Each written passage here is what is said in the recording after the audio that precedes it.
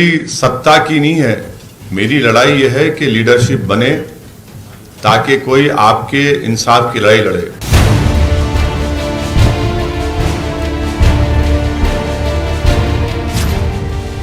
ये हमारे जब पार्टी के यूनिट तय करेगी कि कितने विधानसभा के सीट पर हम लड़ेंगे, मगर ये बोलना बिल्कुल गलत है कि सिर्फ 40 तक हम महदूद रुक जाएंगे, ऐसा नहीं है।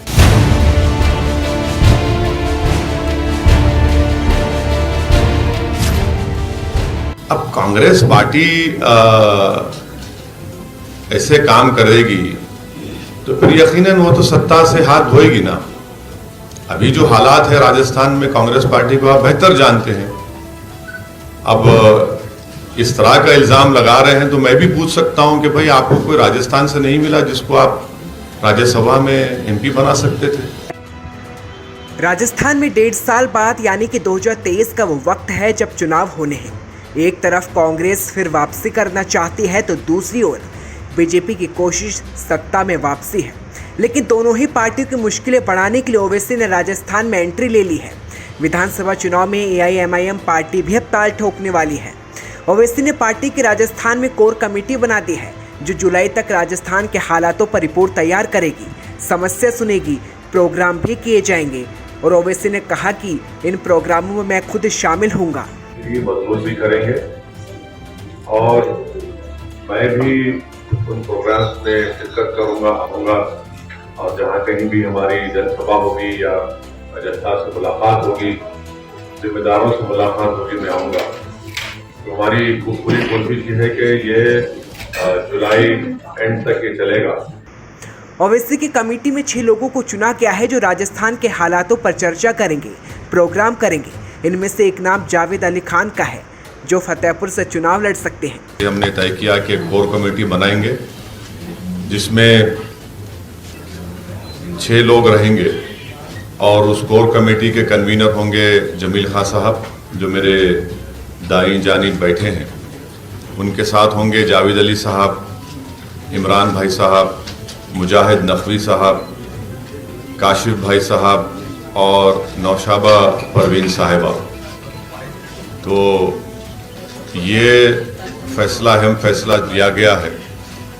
और साथ ही साथ मैं आपको ये बता दूं कि आने वाले विधानसभा के चुनाव में MIM पार्टी पूरी ताकत से हिस्सा लेगी और उस पर कितने सीट हम लोग खड़ा करेंगे इसके लिए बहुत जल्दी होगा बताना। दूसरा आपका सवाल होगा कि अलायंस के ताल्लुक से हम पहले अपना संगठन को अच्छा मजबूत कर लेंगे और जब वक्त पड़ेगा तो यकीनन हम लोग तमाम हालात को देखकर अगर अलायंस करना है तो ज़रूर करेंगे। इसके लिए हमारे कोई एक वो नहीं है कि हम नहीं करेंगे, मगर पहले हमको अपने संगठन को मजबूत करना बेहद ज़रूरी है।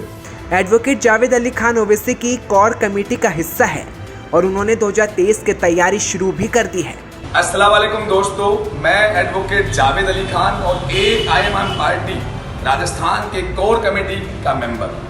जैसा कि आपको पता है कि आज होटल आमिर क्लार्क में हमारे सदर बैरिस्टर असदुद्दीन ओवैसी साहब ने AIMIM पार्टी को लॉन्च किया और उसकी जो प्रदेश कोर कमेटी है उसमें 6 मेंबर्स को नियुक्त किया।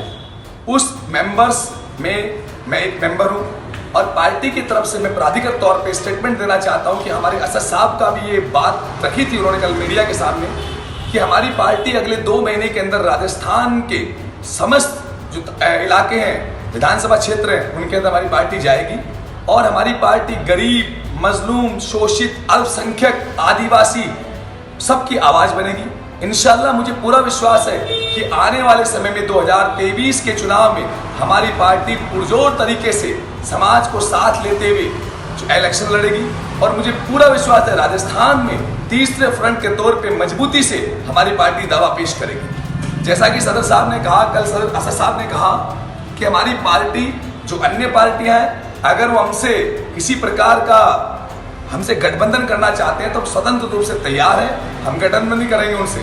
हमारी लड़ाई कांग्रेस और बीजेपी से।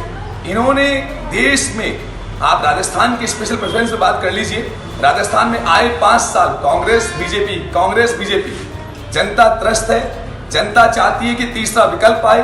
वैसे राजस्थान के चुनाव में दोगुना नहीं, त्रिगुना नहीं बल्कि चौगुना मजा आने वाला है, क्योंकि बीजेपी कांग्रेस के बाद आम आदमी पार्टी और अब ओवैसी ने एंट्री ले ली है।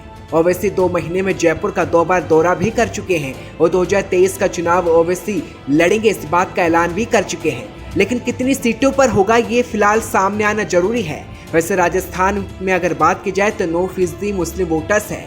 ऐसे में कांग्रेस का वोट बैंक हमेशा मुस्लिम वोटर्स रहे हैं। हालांकि ओवैसी की एंट्री समीकरण बिगाड़ सकती है, लेकिन ओवैसी पर आरोप बीजेपी की बी टीम का लगता रहा है। इस सवाल पर ओवैसी ने क्या कहा ये आपको हम सुनाते हैं। हाँ, इसीलिए आप मोदी की बी टीम की तरह काम कर रही है, गहलोत जी का आरोप है। हाँ, मैं इंतजार कर रहा था, मजेदार सवाल। इसीलिए सचिन पायलट मुझे पूछकर दिल्ली को गड़बड़ करने गए थे।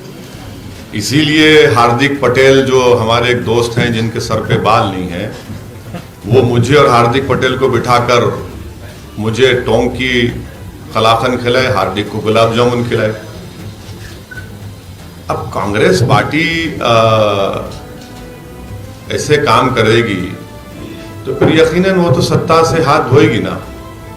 अभी जो हालात है राजस्थान में कांग्रेस पार्टी को आप बेहतर जानते हैं। अब इस तरह का इल्जाम लगा रहे हैं तो मैं भी पूछ सकता हूं कि भाई आपको कोई राजस्थान से नहीं मिला जिसको आप राज्यसभा में एमपी बना सकते थे? 25 लोकसभा की सीटें, 10 राज्यसभा की सीटें हैं। हर समाज का रिप्रेजेंटेशन उसमें मुसलमान समाज का क्यों नहीं है भाई? मेरा भी सवाल है। तो ये इल्जाम लगाना ये इनकी फ्रस्ट्रेशन की पहली निशानी है, और दूसरा ये है कि वो देख रहे हैं कि राजस्थान में इनकी जमीन सिसक रही है और उसके जिम्मेदार वो खुद रहेंगे। जयपुर में ओवैसी ने कहा कि वे सत्ता के लिए नहीं बल्कि लीडरशिप के लिए चुनाव लड़ेंगे ताकि दलितों और वंचितों तक उनका हक पहुंचाया जा सके। असदुद्दीन ओवैसी ने कहा कि जरूरत पड़ने पर राजस्थान में AIMIM गठबंधन भी करेगी, लेकिन भाजपा और कांग्रेस से दूर ही रहेगी। ओवैसी साहब, अभी आपने अलायंस की संभावनाओं की बात की, राजस्थान की बात करें तो यहाँ कोई तीसरी पार्टी नहीं है, तो ऐसे में ये माना जाए कि कांग्रेस या बीजेपी से ही आपका अलायंस?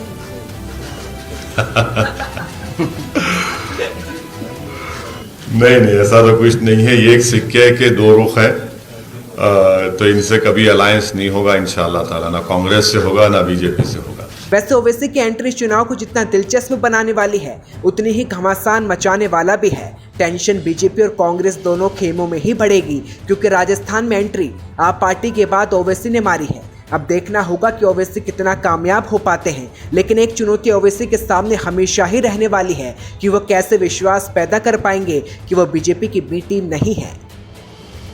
ब्यूरो रिपोर्ट, गुलाबी टाइम्स।